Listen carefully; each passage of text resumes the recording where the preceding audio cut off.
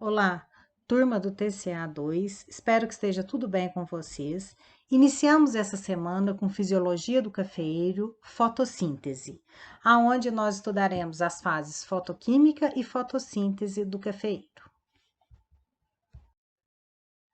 Na verdade, a fotossíntese é um metabolismo vegetal extremamente importante, o que faz do cafeeiro um ser autotrófico, onde ele consegue produzir a glicose em seu estado puro. Então, a natureza de outros produtos químicos na fotossíntese, ela foi finalmente demonstrada por Vullius Sachs em 1864, ao verificar o aparecimento e crescimento de amido em cloroplastos iluminados. Hoje nós temos a equação final da fotossíntese: 12 moléculas de água mais 6 moléculas de CO2 na presença da luz na molécula de clorofila, formando uma molécula de glicose, C6H12O6, mais 6 moléculas de água, mais 6 moléculas de oxigênio. A fotossíntese ela é dividida em duas etapas distintas: as reações fotoquímicas e as reações bioquímicas. Ou seja, o porquê que nós dividimos? Nós dividimos para ficar didaticamente mais fácil delas serem entendidas. Então, nas reações fotoquímicas, foto, luz, química, transformação de energia luminosa e energia química. Então, neste caso, a luz incide sobre o cloroplasto na presença de água, produzindo ATP e NADPH, ATP armazenador de reserva, NADPH um forte poder redutor, liberando para a atmosfera oxigênio e água. E o ATP e o NADPH produzidos nas reações fotoquímicas serão utilizados nas reações bioquímicas, onde, na presença do CO2, produz carboidratos, glicose em seu estado puro, C6H12O6.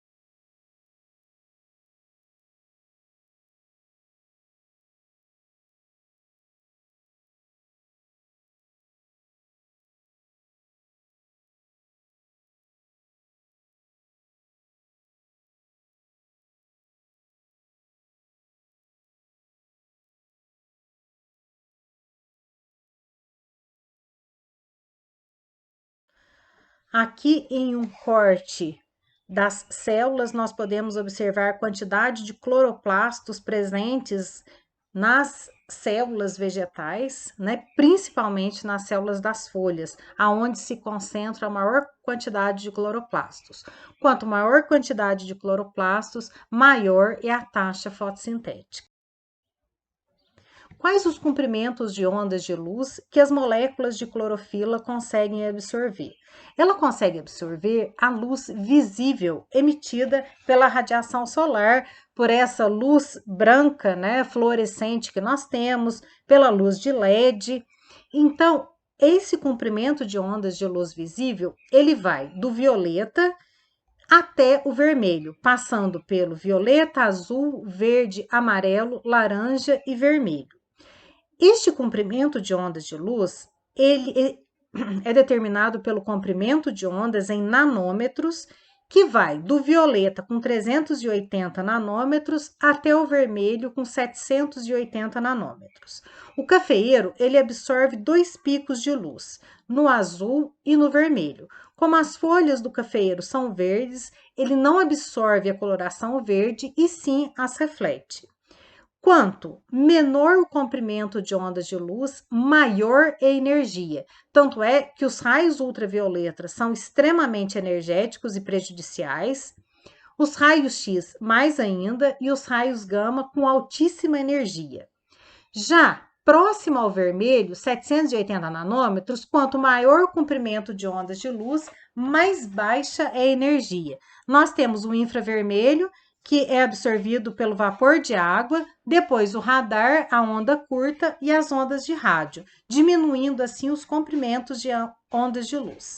A principal função das reações dependentes da luz na fotossíntese é gerar energia na forma de ATP, adenosina trifosfato, como podemos observar, e o poder redutor, que é o NADPH. Aqui nós temos uma característica da fase fotoquímica da fotossíntese, que é o esquema Z da fotossíntese, apesar dele parecer mais um N do que um Z, mas ele é chamado de esquema Z, trabalhando com 2 fotossistemas. Que seriam esses fotossistemas? Um conjunto de clorofilas, de moléculas de clorofilas, aonde nós temos 2 aprisionadores. Um no P680, ou seja, ele absorve comprimentos de ondas de luz até 680 nanômetros. E no fotossistema 1, o mesmo conjunto de clorofilas com aprisionador funciona igualzinho uma bateria. E esse aprisionador aqui é o P700, ou seja, absorve a luz até o comprimento de 700 nanômetros. Então, o que acontece? A luz solar, ou a luz branca, incide nas moléculas de clorofila e cada uma molécula ela é capaz de absorver um fóton de energia. Como são 250 moléculas de clorofila, cada uma absorvendo um fóton, são 250 fótons de energia. Essas clorofilas armazenam aqui no aprisionador P680, que é um receptor primário, e ela quebra a molécula de água. Então, como ela quebra a molécula de água, a água passa a ser um agente oxidante, aquele que doa os elétrons. Os 2 elétrons vindos da água, ele vai caminhar no esquema em Z. Ele vai passar pela plastoquinona, pelo citocromo e pela plastocianina, até chegar aqui ao fotossistema 1. Porém, entre a plastoquinona e a plastocianina, aqui há a formação de um ATP, ou seja, esse sistema ele perde energia. Então, ele precisa novamente ser energizado. E isso vai acontecer quando incide luz novamente nas 250 moléculas de clorofila. Novamente, esses 2 elétrons são energizados, passam por um receptor primário, transfere para a ferridoxina, a ferridoxina reduz o NADP em NADPH, ou seja, ele recebe os 2 elétrons. Então, quem recebe é o receptor. Então, a água é o agente oxidante e o NADP o agente redutor. Então, com esse esquema em Z da fotossíntese, são formados ATP e NADPH.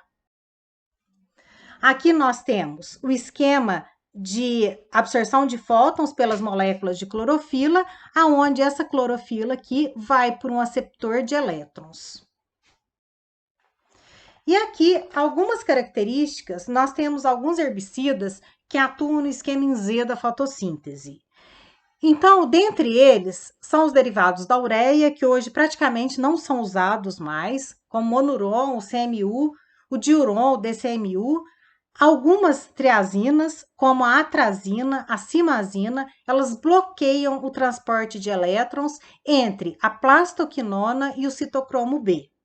O paraquat atua recebendo os elétrons no fotossistema 1, na posição da ferridoxina, reduzindo com isso a taxa de produção de NADPH e reduzindo o oxigênio a superóxido. Como resultado, há uma ruptura da membrana do cloroplasto causada por esse radical livre. Então, aqui nós temos um exemplo aqui, o DCMU, né? Que ele aqui impede a passagem de elétrons, dando uma superenergia no sistema, rompendo as membranas do cloroplasto.